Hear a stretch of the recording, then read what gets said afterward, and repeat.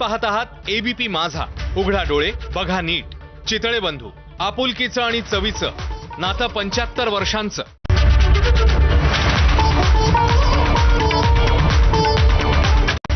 Headlines brought to you by Chitale बंधू.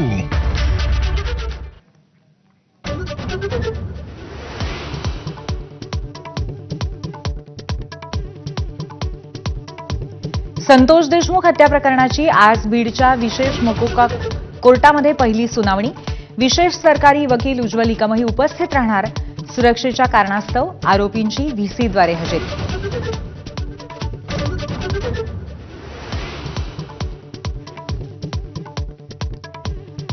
अर्थसंकल्पीय अधिवेशनाचा आज शेवटचा दिवस. अधिवेशनामध्ये आज संविधानावर चर्चा.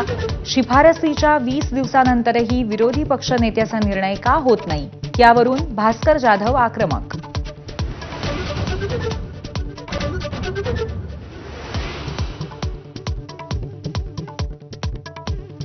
आरोग्य राज्यमंत्री मेघना बोर्डीकर यांच्या विरोधात काँग्रेस आमदार धीरज लिंगाडे यांच्याकडून हक्कभंग.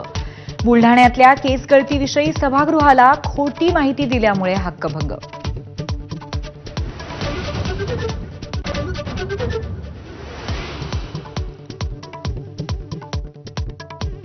नागपूर हिंसाचाराचा सत्यशोधन अहवाल काँग्रेस मुंबईत आज राज्यपालांना सादर करणार. काँग्रेस नेते माणिकराव ठाकरे यांच्या नेतृत्वात काँग्रेसकडून नागपूर दंगलींचा धांदोळा.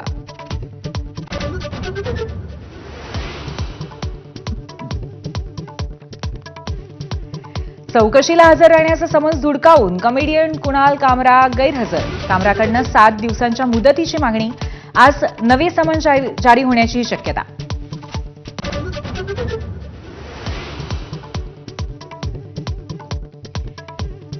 वक्फ दुरुस्ती विधेयकाच्या विरोधात देशभरामध्ये आज निदर्शनं. पाटण्यातून होणार देशव्यापी निदर्शनाची सुरुवात.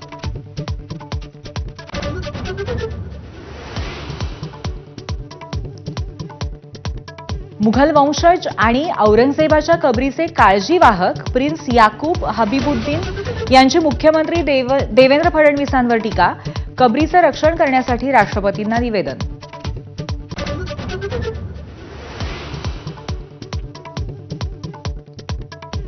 रमजान ईदनिमित्त भाजपचा गरीब मुस्लिमांना आनंदाचा शिधा. 32 लाख मुस्लिम कुटुंबांना वाटणार सौगात मोदी किट्स.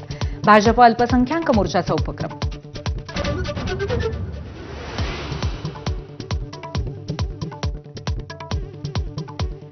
पंतप्रधान नरेंद्र मोदी देशातील गरिबांना आनंदाचा शिधा देत आहेत, त्यावर टीका करणार नाही. खासदार संजय राऊतांचं स्पष्टीकरण. मुस्लिम ईद इफ्तारी यावर वारंवार टीका करणारे आता काय करतील, राऊतांचं वक्तव्य.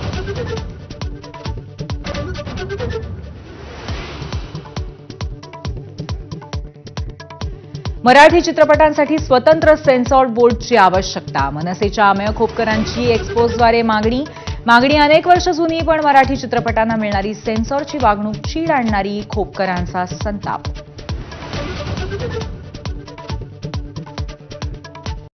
हेडलाइन्स